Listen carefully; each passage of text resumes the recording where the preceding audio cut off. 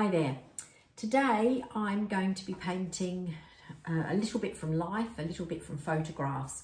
I haven't actually got a bunch of flowers that I want to paint today. I've got white lilies, but I already painted those and did a video of those a couple of months back. So I've had a look around the garden, and the best that I can think of today to make a video that's easy for me to do without trying to pick the few flowers that I have got is to paint my beautiful potted Little Gem Magnolia. So I'm going to take you outside in just a second, show you what they are, and then I'm probably going to just come up with a little selection of photographs from those plants and see if I can put a painting together. So let's get started. So these potted magnolia that I have been with us for about 20 years. In that time they have been in 3 houses and they've had couple of changes of pots, but what I can always guarantee is that when there's nothing else much going on in the garden, these continue to delight me with so many different times of the year that they do give me blooms. I'm going to be painting on a half sheet today, which makes it a little tricky to get into the whole video. As you can see, it's quite a big piece of paper. It measures 56 by 38 centimetres. It is Saunders Waterford 425 GSM. I like this weight for paintings that I'm likely to put in a frame because it doesn't buckle. And this is the high white. So when I'm painting a white subject, if I start off with the high white paper, which is just a little bit brighter than the standard paper, the blooms already have got a chance of being nice and white looking, even though I'm going to add colour to them. So we've been outside, we've had a look at the potted magnolias, which I can see from where I'm standing here in the studio. So that's rather nice. I can look up, I can see the strength of the lovely main stem. But I've got some photos here in case I need a bit more idea about the flowers, because the flowers at the moment on them are not particularly good. We've just had a very, very hot couple of days here in Adelaide, and well, they don't last very long even when the weather isn't hot. So they really have struggled once they've opened to even stay around for a day. So I've got my selection of images. I've got my piece of paper. I've decided to do it in a tall format because I think that suits the height of this tree. But of course you can always do things in a landscape format. There will perhaps be more blooms on there, more close up, but I'm thinking maybe I'm going to get a nice stem out of this as well. I haven't actually got my composition totally in mind, so I'm going to do a little bit of drawing on here because being white flowers, as always, when you've got white flowers, you want to be able to leave the white of the paper to do the flowers. So that does mean you need to have a little bit of an idea where you're going. Otherwise, you're likely to cover up where there's got to be nice white blooms. So I'm going to take my piece of paper down. I'm going to have a quick go at doing just a little bit of sketching to get some sort of composition in mind. I'm thinking of having my main stem not in the centre, so off centre. So perhaps coming out over this side, a lovely main bloom down here, and I have this photograph which is not a bad shape, which could suit as my main bloom. Then I could have a couple of blooms that are yet to open to fill up the space up here, and perhaps plenty of greenery and dark twiggy bits. So that's a little bit of a plan. So I'll just have a go at doing a wee bit of sketching so that I can get into the painting.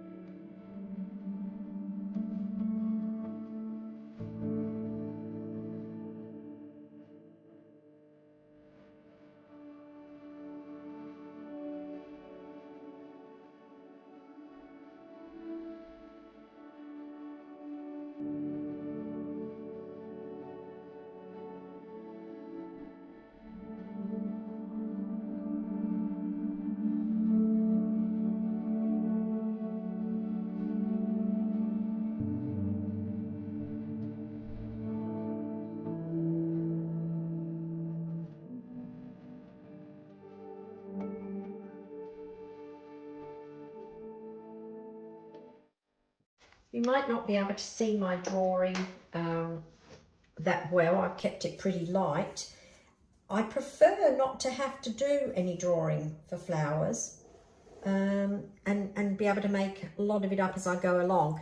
But as I say, because we need the white spaces, we've got to give some thought to it. I may even have more blooms than what I've got here, but I've now got one main bloom, one that's opening up, two buds up here, and you know, I might be able to get some more buds going up in there. That's a good starting point. The reason I don't like drawing with them is because I really don't like having to rub out. And if you're not copying a photograph entirely and you're making things up, sometimes it's hard to get the drawing exactly what you want without having to do any erasing. So I think when you don't have to draw on your watercolour paper and rub it out is by far the best thing. But I've tried to keep the lines really light so that as I've had to do the erasing, I may not have damaged my paper. I used a yellow watercolour pencil in here to tell me this is where I'm going to put my centre of this flower here. Could be a little bit taller. And even though this one hasn't showing any of the red, I think I still do want to be able to get some red in this painting as well. So the next thing to do is to think about the colours that I'm going to use for my composition. So I'm going to get a little scrap piece of paper in the same sort of paper as this, because that's the best way to test them out, and have a look at now getting my colours set up so I can get painting. Having had my magnolia trees for 20 years, I have painted them quite a few times in the last 10 years, and the only thing that really makes them different each time would be, well, perhaps a little bit of my composition, but the colours maybe that I use to set the scene. Now, when I showed you the little gems out in the garden, of course they are just a lot of greenery, burnt sienna looking colour on the underneath of the leaves. If they're looking a little bare, you obviously can see a fair bit through them, but if they're really looking healthy and dense, a bit like this photograph here, you don't see very much at all. But when you're going to be making a painting, you've got to find ways of making it look interesting. And I certainly don't want just a great big green, heavy looking painting without much other colour on it. So I've got to think about ways of making it a bit interesting. I pulled out a couple of photographs of magnolia paintings that have left home and hanging elsewhere in the country.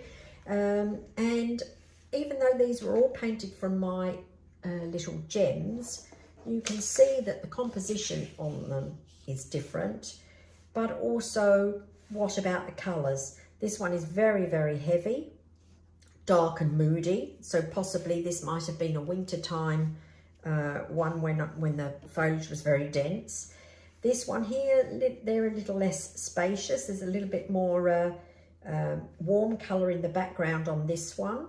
So possibly that could be from a summertime one. This one here, looking a little bit cooler again because of the dark colours that I've got in the background here, which looks like a fair bit of indigo. So I've got to set the mood for the blooms to create something that pleases me. And I'm liking the palette of this one, so I'm going to have a closer look to see what that is. This was probably painted, I would think, about 7 years ago, so there's no way have I got the details of what that would be, but I'm just going to look at it again. Now, painting the swatches, it's good to do it on the same colour paper. As it turns out, I'm running out of scraps and pieces, and this is the same paper as my large piece here, but it's not big enough to do the swatches on. This is a bit of student grade paper, pretty good colour match, so I'll do my colour testing on here. So my first thing would be to think, well, the flowers themselves have not got very much colour at all. They've got shadows. So I certainly have got to think about what I'm going to use in the shadows. But first of all, I'm going to pick my colours that I'm going to be able to use for the green. And because I like the idea of this indigo, I think I'm going to lean towards that, because then I can put a lot of that dark colour in the background. And I know a good colour with that to make a nice green is Quinacridone Gold. So there's my two colours there. Let's just see if I let them have a little play, what it is that I get. So there we are. I've got some nice green that can be dark, it can be golden, it can be light. I think burnt sienna mixes quite good with that indigo as well, and I am going to need some burnt sienna to make my stem, my branches and the main stem. So let's just see how that plays also with the with the indigo. So burnt sienna and the indigo. Let's just have a little look what happens with these two. I've got a feeling it will still go green depending on how much I put in there, or otherwise I'm just going to get a grey green. That hasn't quite done what I thought, but will work fine for maybe a little bit of shadow colour, a little bit of extra grey colour in the background. And as I say, I'm going to need that burnt sienna to do my stem. The stem, I will use French ultramarine blue with the burnt sienna, because then I can lean it towards slightly browner, slightly bluer, greyer looking.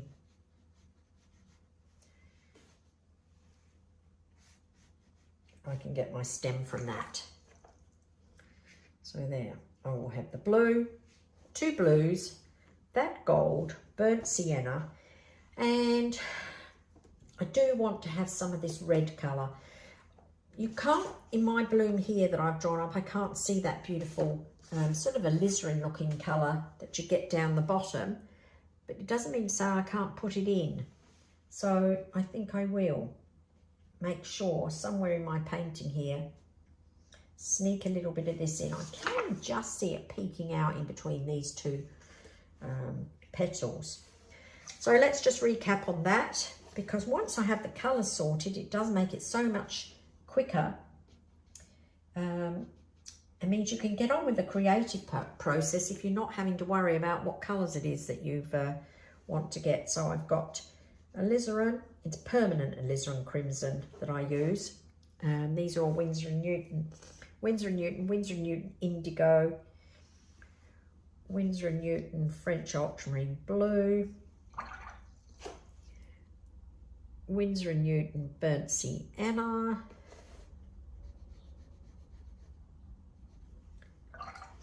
Winsor & Newton Quinacridone gold.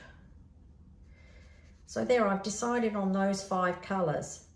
Now, as I get painting, if I change my mind and want to add something else, I can. But it actually gives me an awfully good start without having to put too much thought as I'm going with the creative process, or which colour is I'm going to get. I can concentrate on the painting. And this is how I approach just about every painting that I do. So I'll make some notes on this so that it can go in the description of the video. And I think I'm ready to go. Because this is a half sheet, sometimes it's hard to get the whole thing into the filming. I like it that you can still see the palette and see what it is that I'm mixing up. The bits and pieces like the water things up here are not that important, so sometimes I could put the reference image or something over there. But I'll try and just be mindful of getting it all in the shot. I'm going to start by wetting the paper around the blooms. If I add the water around the white shapes, I can get some first wash of a background colour in without it going into the flowers. If I wet the whole thing, obviously, it's going to go all over the white blooms. And you can either wet the whole thing with a big mop brush, or you could use a spritzer or a spray bottle so that you've got, you know, some dry parts and some wet parts. Sometimes that's good because it means that the paint will start flowing, but it won't just run everywhere. So you've got sort of a bit of a two-way bet. You've got some control, but places where the water is, it can take off. So I'm just going to have a little think about the mood of this. I like the idea of some of the blues up in the top.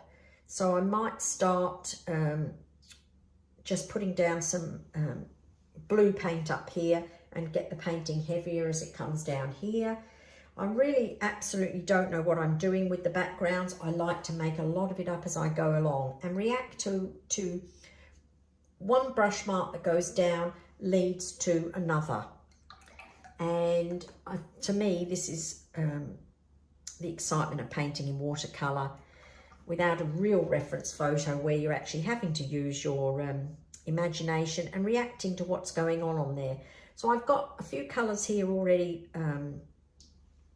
in my clean palette. I'm using a big mop brush, which means then that I will still get lots of soft strokes and not little hard lines. And at some stage or other, I have to bite the bullet here and get going. This is always the scary part. It doesn't matter how many paintings I do, I always get scared with this very first part. So what I'm going to do, I'm happy to talk if I feel I can paint and talk, but sometimes I may just have to put it onto painting only so I can find my way. And always this first washes is exactly that. It's finding your way. So using the water that I've put down here and just dropping in the gold, the two blues, avoiding the white shapes of my blooms.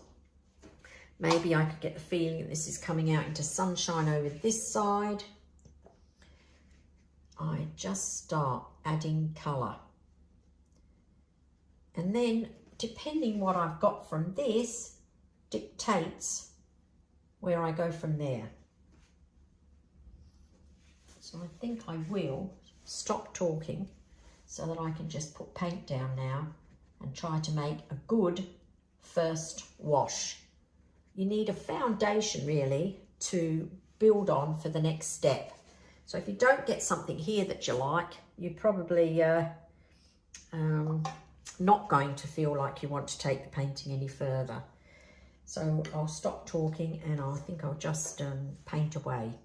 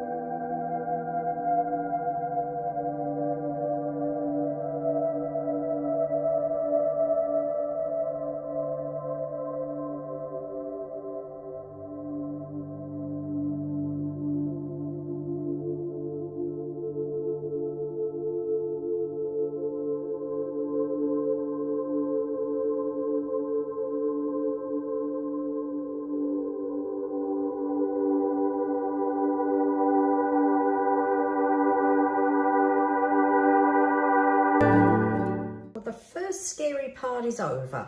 I've used a big brush. I did have to pick up a tiny brush when I got a blob of paint somewhere on my white petals, but I've tried to just fill in everywhere where I think I don't want white paint with the colour palette that we already had a look at, making sure I varied it all over the place so that when the first wash dries, I can have a look at it and see what interesting combinations of the colours as they've melded together have made, what marks I've got, and what it is that I can do next.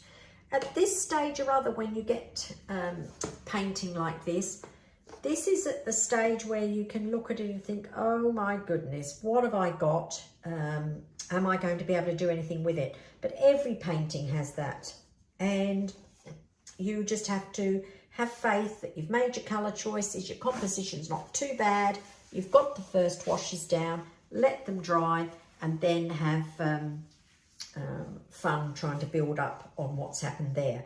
This particular main flower here, I needed to be mindful of not covering up the white petals, but I can see a little part of the background here that should be in there. It would be easier to put it in here now so it melds in with the rest of the background as opposed to looking like I've painted it on top afterwards.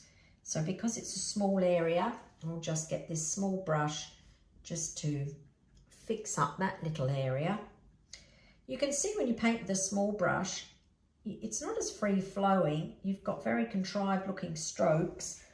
It's very hard to make them look soft. So I always say use the biggest brush that you can to get the job done. It will mean being looser than if you're fiddling with a small brush. So I'm just looking at that original image that I had of my main bloom and just making sure I haven't got any funny little bits that would be easier to fix up now than after this first wash has dried. Those funny little marks there, I don't know what they are, but let's just tidy up around there. This one up here doesn't matter quite so much, it's up in the light. My main stem, as you can see at the moment, is pretty lost. It's just colour up there to indicate where it's going to go. But I'm looking at my stage here and I'm thinking, right, all you've got to do is let it do its own thing while it dries. The whole time you have moisture in your paper and you have wet paint, it will carry on doing some fusing of colours itself because some colours are more dominating than others and they will find places to dominate and leave their mark, and others will fade away. There's a bit of a funny old watermark going on down here, but it really doesn't matter because this is the first wash and I've got to trust my process and leave it alone and let it dry. So that's what I'm going to do now. I'm not going to take the hairdryer to it. I'm just going to leave it here, perhaps pop and have some lunch, come back and carry on filming with what's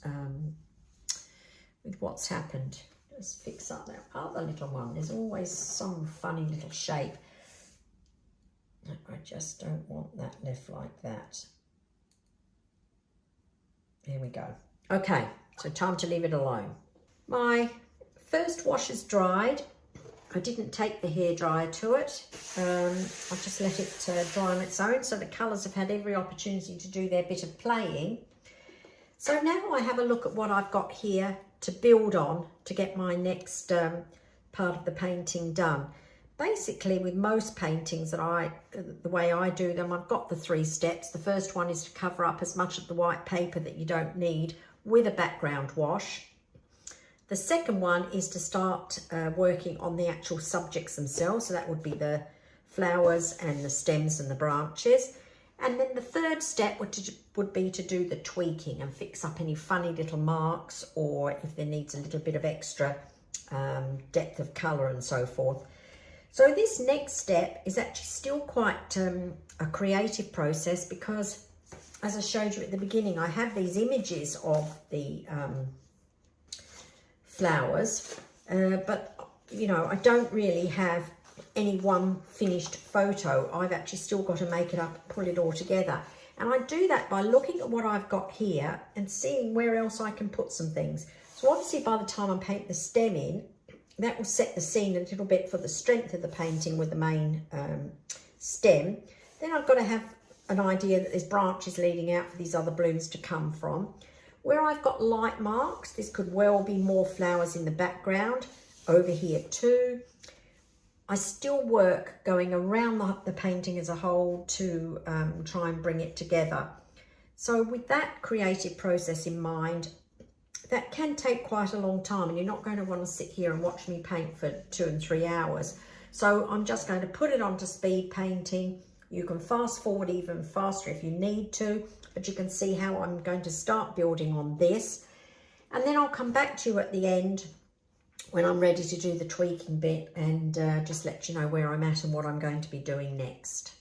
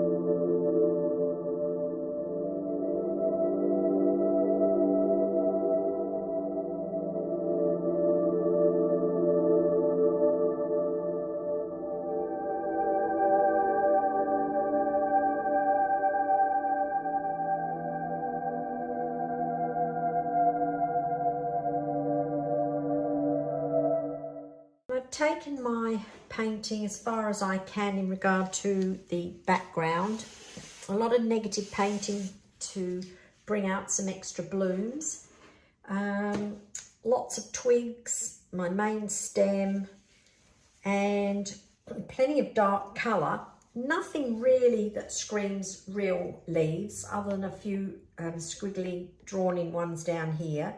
But I think it tells the story that there's a lot of foliage going on in there. You don't need to actually draw every one.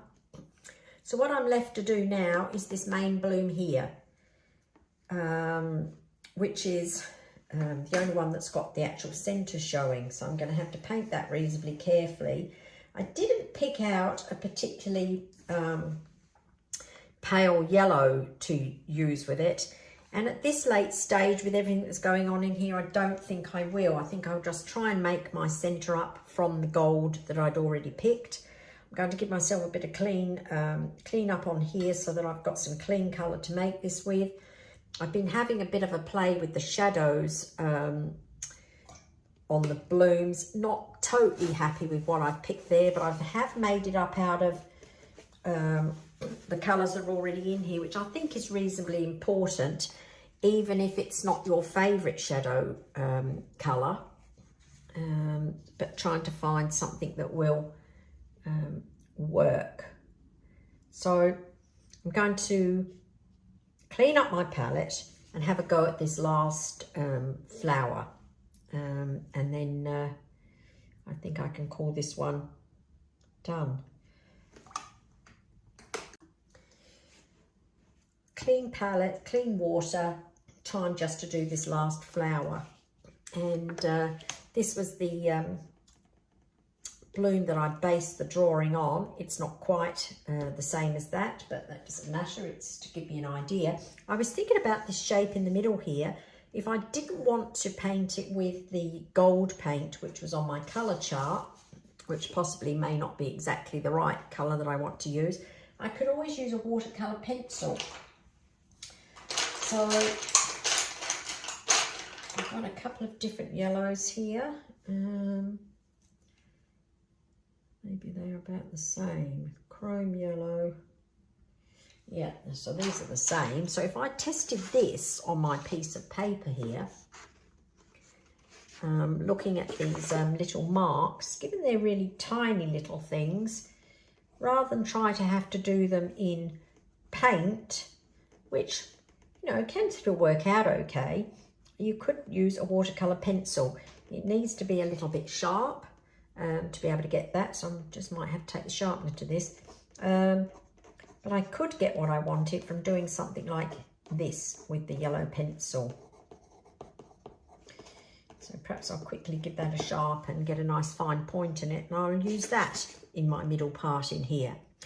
When you use the watercolour pencil, you can use it dry like this. You can use it by dipping it into the water, or you can then just add the water to the pencil that you've put down.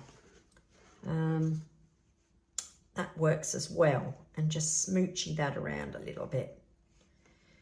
But you've just got a wee bit more control for tiny little marks with perhaps a pencil as opposed to a brush.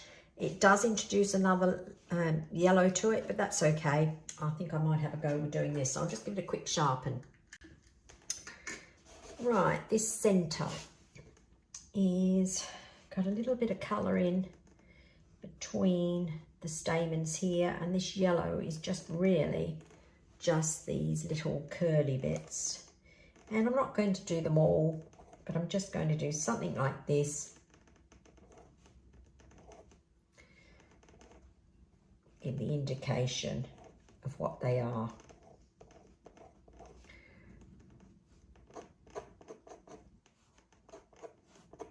I do want to get that little bit of red in there. I fancied having that in just because it helped put a bit of extra colour into the painting. And yes, I can't see it in there, but I can see it in others that are here. So I'm going to nip a bit of it in down here.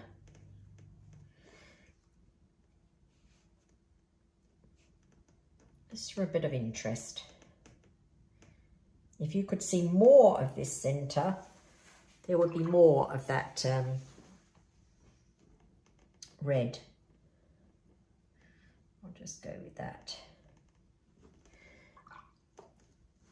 And so, shadow colour now for the flowers. As I say, I wasn't overly happy with what's up there, but I prefer to work with what's already in the painting because I know at least then that it does work as a whole. Whereas if you just go dipping into another colour, it's adding another element to it. I'll check this out here. So it's a bit of a purpley colour for my shadows. Maybe they could have been a bit of a warmer colour, but I'm going to go with that. Otherwise I will be umming and ahhing and making decisions forever. The main thing is not to get too carried away and put too much down in one go. So just where I can see some shadow. Still would be good to try and vary that shadow colour up a little bit. So if I had a bit of the blue and the red and I got a bit of yellow in it as well, just makes it a little bit greyer. Main thing here is to take it a little bit steady because it's very easy to turn what was going to be a white flower into looking a bit too dirty. So I'm not working wet into wet for this. I'm working on dry paper because I actually want to be in total control of where this bit of colour is going. If I wet the shape first, I wouldn't be. It would be taking off on me. Now, I didn't really think about a light source in my painting. With these intuitive florals, that's not always that important. If you're going to put shadows all over, you know, you obviously want them going in the same direction. But I haven't got too many flowers in here that need this, so I can work with this one that's up here. So I'll just move around my flower here until I feel I've got enough colour on it to say I've got the shadows in, help give it some form, show what petals are on the top and what's not, and we'll just about be done. So I'll just put this on a bit of speed painting now, otherwise this movie is very, very long. I appreciate the fact that lots of people are watching, even if you do have to speed through to find the bits that you're interested in watching. Unfortunately, I can't do half a painting. It's as long as it takes. That's basically what it is. And but you're in control of your watching, and you can speed it up and find the bits that are showing you something that you want to see. So let me put that on a bit of speed. I can also concentrate a little more and get my shadows in exactly where I want them.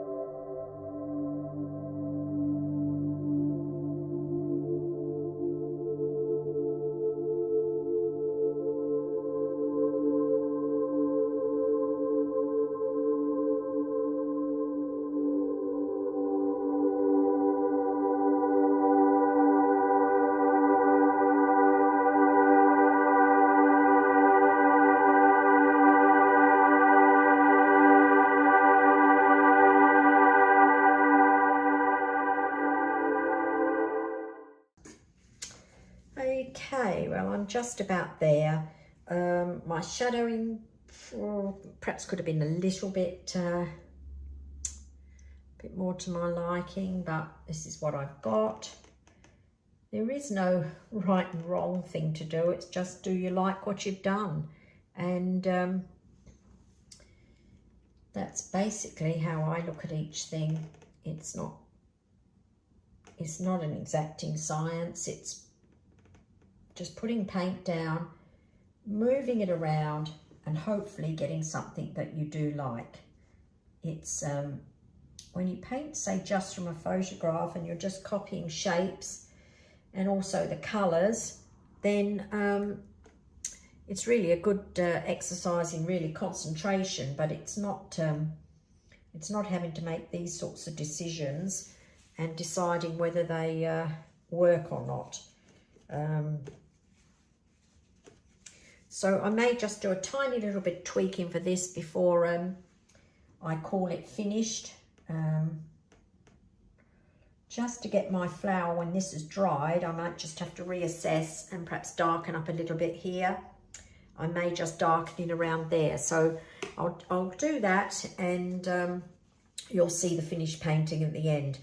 Well, I hope you've enjoyed the process of this one. It's really like many of my other YouTubes that I've got up there. It's me showing you not necessarily how to paint this, but how I paint it. We all paint differently. But I think it's always good to see how somebody else goes about doing something. What's their thought process? Looking at bits that work and working out, well, is that something that might be good, you know, to add to what you do? And that's basically what this whole thing about sharing art's all about. So thanks for watching this one. Until next time, bye.